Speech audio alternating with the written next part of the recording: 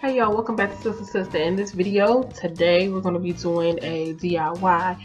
What I really like about this DIY is it's a wreath, of course, but you're able to change your fall wreath into a winter wreath using one additional supply.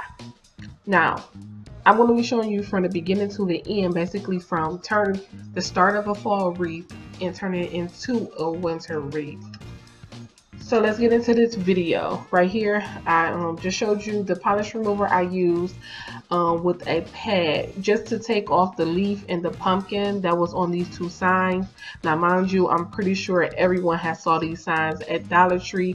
They're one of the stake ones that they use at for Thanksgiving, around Thanksgiving time, and that you put into the grass. I basically just took those, and they were really easy to break off. So I took those off and I wanted to use them. So I'm just going to show you what I did. Again, with the polish remover, it does come off. I decided to leave the glitter home and the white home on there. So yeah, let's get into this video. You'll see me go ahead and glue the sign onto the wreath. And I'm gonna just stop talking because you know what? This is a quick video. Let's just go ahead.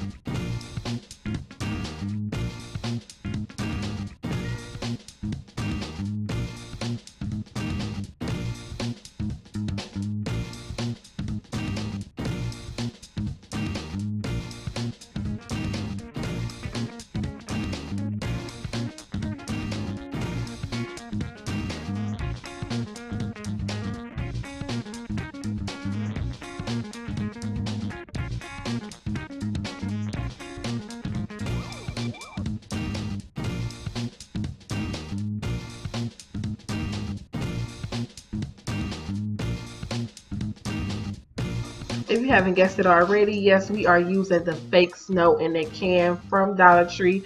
That's the thing that we use to transform our fall wreath into a winter wreath.